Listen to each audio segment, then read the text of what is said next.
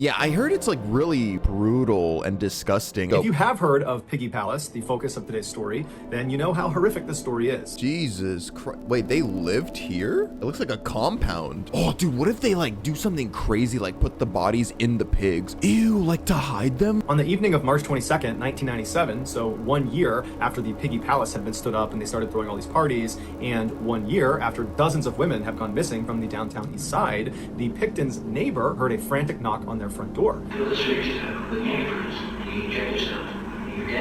He injected antifreeze into them? As Robert admits in this video, he killed 49 people. A rendering plant takes animal waste products, crushes them up, and turns them into a gelatin. This gelatin is used in many everyday products, which means Robert's victims wound up in things like lipstick and gummy bears. Oh no.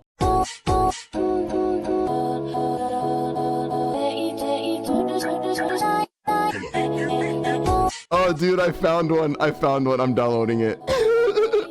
どうしよう。あ、そうだ。 So the audio is Umichi. So it's not this girl actually speaking. Umichi's not even Japanese, I don't think, right? そうだ。そうだ。全然わかんないです。 Oh my god. Oh, it's so painful. Hello, YouTube. In today's video, we are going to be watching the Piggy Palace Massacre. Is this age restricted? Okay, no, I don't think it is, but it is for mature audiences. I guess we're good with that. Yeah, I heard it's like really brutal and disgusting. I don't know. I remember one of the pictures that I saw online was the murderer in front of a bunch of hung up pig bodies. It's literally just a big room with pigs hung upside down. It's really weird. So I don't know how the murders get tied into that picture. Oh, dude, what if they like do something crazy, like put the bodies in the pigs? Oh, could you imagine that? Ew, like to hide them? What if I'm right? If I'm right, I'm gonna flip. But anyway, before we get into today's video, as you can see, we are streaming on Twitch. Say hi, chat. Say hi to YouTube. Anyway, yeah, we watch videos like this all the time. We play games sometimes. So yeah, you should like follow so you can join us for moments like this. And also make sure you follow me on Instagram and Twitter to stay updated on what I'm doing. Okay, I'm gonna shut up now. It's time we traumatize ourselves yet again. 3, 2, 1, let's go. If you have heard of Piggy Palace, the focus of today's story, then you know how horrific this story is. If you've never heard of Piggy Palace, well, viewer discretion is advised. But before we get into today's story, if you're a fan of the strange story, so if that's of interest to you, please set the like button up for a practice sales call with William M. Buttlicker. Also, please subscribe to our channel and upload. Buttlicker.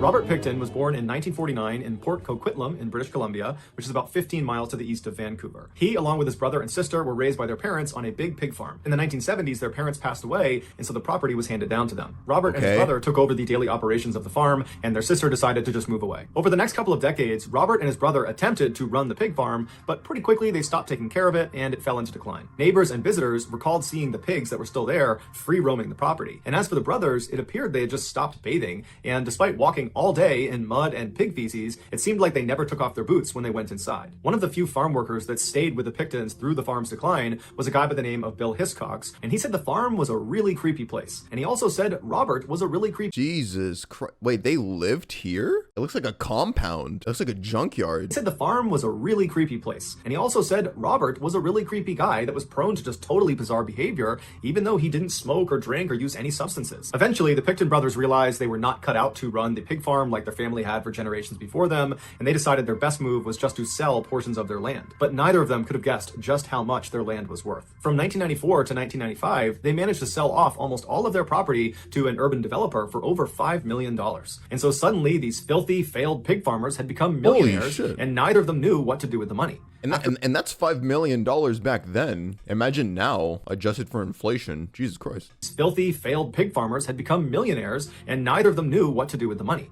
After a year of just sitting on the money and not doing much with it, they decided they wanted to do some good with their money.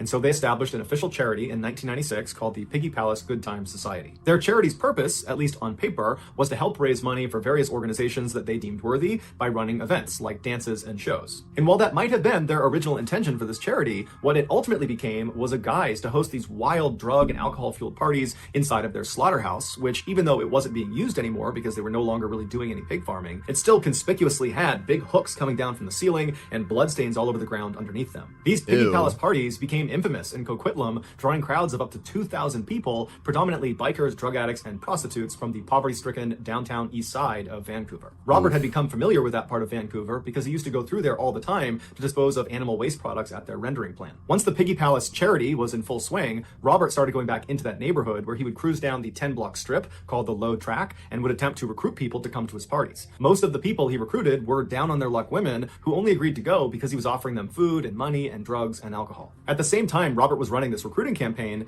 women from the downtown east side began disappearing in droves. These disappearances were noticed by the men and women in these Oh, so he was like taking advantage of these poor women, right? Literally, like women that were rock bottom, inviting them to these wild parties because there's food there. Oh my god. I'm just really worried how this is gonna tie into the pigs. Disappearances were noticed by the men and women in the downtown east side, but they didn't report them because they had a general distrust of the police and of authority figures in general. But as more and more and more women disappeared from the downtown east side, rumors of a serial killer operating in that area started to circulate. Residents began only going outside if they could walk around in a big group of people, and everybody was just totally on edge, keeping careful lookout for anything odd about the neighborhood, people that shouldn't be there, cars that shouldn't be there. But despite this heightened security, women continued to go missing at a rapid rate and nobody knew why. When the police were finally contacted about all these missing women, their response was lacking to say the least. Since there were no bodies of these missing women, the police said it was reasonable to assume that the women were to blame,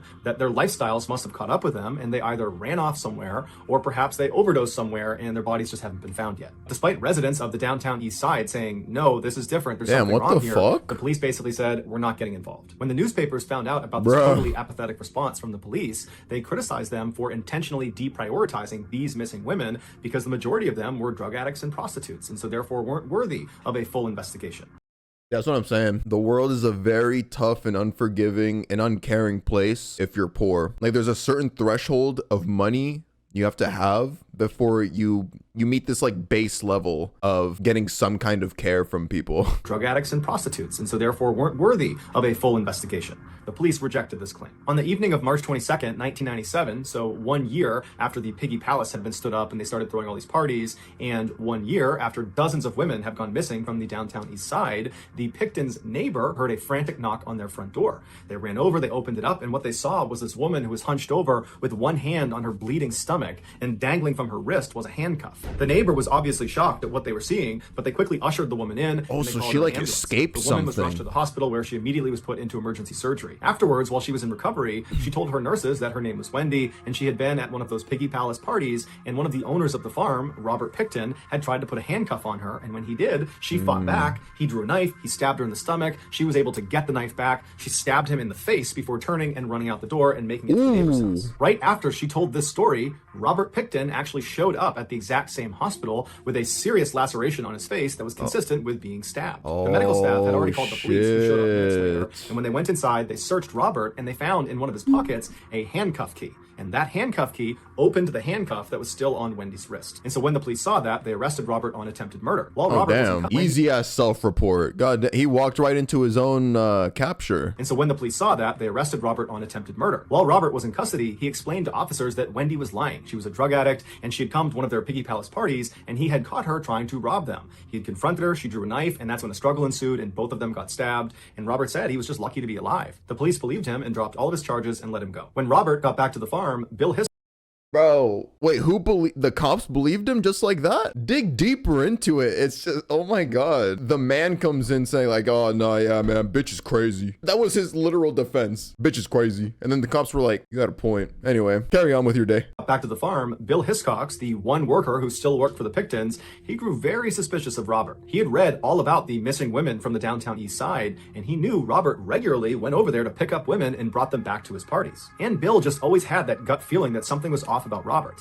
And so he sat on this gut feeling for a couple of months until finally he decided he had to tell someone. And so he called the Crime Stoppers tip line, and he told them that he thought Robert had actually attacked Wendy, not the other way around, and that actually Robert was most likely behind some or all of these missing women from the downtown east side. Bill also said that a recent female party guest at the farm had seen a pile of women's clothing inside of Robert's trailer, along with at least 10 purses and women's ID cards. Followed up with Lisa. Dude. Yeah, and like just remember how big the space is. Like, he could keep those bodies anywhere. Jesus. Yeah, that's scary. Along with at least 10 purses and like the women's whole ID farm. cards. The police followed up with Lisa to confirm what she saw, but she was scared of Robert and said she wasn't going to cooperate. And so the police, without this testimony, were unable to secure a search warrant to investigate this further, and so they kind of just forgot about it and moved on to other cases. Over the next few years, the Picktons continued to throw these huge Piggy Palace parties until the city finally shut them down, and dozens more women disappeared from the downtown east side without a significant police investigation, despite the fact that Bill was calling them all the time to say he believed Robert Pickton was behind all of these disappearances, but they weren't taking him seriously. Finally, in 2002, a former employee of the Pickton farm came forward to police and said that he personally had seen illegal weapons inside of Robert's trailer, and this was enough information for the police to get a search warrant and raid the pig farm. And in February of that year, they did just that, and they found inside of Robert's trailer the illegal guns, as well as... So he used all of these. He had brass knuckles, obviously all of these knives. Is that an AK? Bro, they're just women. Oh my god. Jesus. Bro, he's loaded up like he's going to war. Fucking insane. And they found inside of Robert's trailer the illegal guns, as well as several items directly connected to some of the missing women from the downtown east side. Robert was arrested but let out on bail. He was put under surveillance and told he could not go back to the farm until they were done conducting a more thorough search. And during that more thorough search, they found blood from one of the missing women inside of Robert's trailer. And so Robert was rearrested and charged with murder. While he was being held in jail, he shared his cell with another man who he believed was just another detainee. But he wasn't a detainee, he was actually an undercover police officer, and their entire interaction was being recorded. And on this recording, Robert makes a few shocking statements. Oh shit, they have some video. Yo, okay, so finally here at the end, I mean, after it's kind of too late and there's like more victims, the cops finally have a W moment. And they set this motherfucker up to confess on camera. And on this recording, Robert makes a few shocking statements. What do you got? You know what I'm saying? Yeah. I know so. Wait, they can't finalize though if you've got a fucking missing person. Oh, that's the officer. I thought that's what this was something. Taking the ocean. Anyway, that. Oh, he took him to the ocean. Oh! No. That's good. Good. Okay. Keeping much left. Can't stop it. You just want me. I don't do my work. Maybe 50. That's what I was talking about. You can't do the surgery with antifreeze. You inject yourself. You're dead better than 10 minutes. He injected antifreeze into them? Really fucking bad.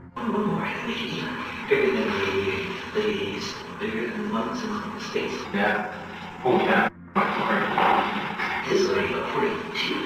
As Robert admits in this video, he killed 49 people, who would turn out to be the majority of the missing women from the downtown east side. After a lengthy investigation, it was determined Robert's killing spree began in 1991, but it really kicked up a notch in 1996 when he and his brother started Piggy Palace, because he was able to use their huge parties to lure more victims to his farm faster. And once they were at his farm, he would lure them into his trailer, where he would handcuff them, tell them it's over now, and he would inject antifreeze into them, or he would strangle them to death. Afterwards, he would move the victim's body to the slaughterhouse, where he would butcher them like a pig. A large portion of his victims' remains would be fed to his pigs, and the parts he didn't feed to his pigs, he would bring to the rendering plant in the downtown east side, which is not far from where the victim was most likely picked up.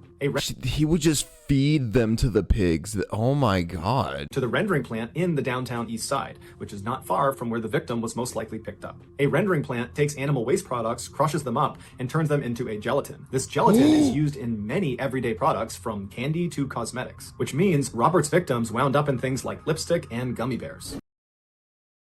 Oh no. Oh my god. Could you imagine, bro, the people of that town, they like unknowingly, like, who makes those gummy bears? Hasbro and all these other gelatin products. You, without knowing, might have consumed, or like he said, have worn in the form of lipstick, dead people's remains. Ew. Which means Robert's victims wound up in things like lipstick and gummy bears. Also, sometimes while Robert was going through this horrific disposal process, he would set aside some of the best cuts of meat and grind them up with pork and turn them into sausage. This sausage was served at Piggy Palace parties. Oh, I meant Haribo, sorry, not Hasbro. Food banks and orphanages. After sifting through 300,000 cubic meters of soil and pig feces underneath underneath the Pickton farm, investigators were only ever able to find little bits of remains of 26 women. Robert was charged with all 26 murders, but only 6 turned into convictions due to a lack of evidence. He was sentenced to life in prison and is still alive today. His brother and sister were never charged in connection with the crimes. So that's gonna do it, guys. If you found the secret in today's episode, let us know in the comments what it is and where you found it, so give us the timestamp. And if you're the first to do that, we'll pin you at the top of the comment section. If you enjoyed today's video and Damn, bro. That's so fucked. So he was only able to be successfully convicted for 6 because all of the other bodies were so fucking destroyed in the rendering plant. I mean, yeah, the pigs would eat the rest. So it's like there's not much of a body to even discover, to dig up, to identify. Bro, he's dead. No, is he dead? Wait, he just said he's alive. Oh, well, this video is 3 years old. Oh shit. There's literally an update here in the description. Date, Robert Pickton was murdered in prison. Hey, hey. That's justice in my book.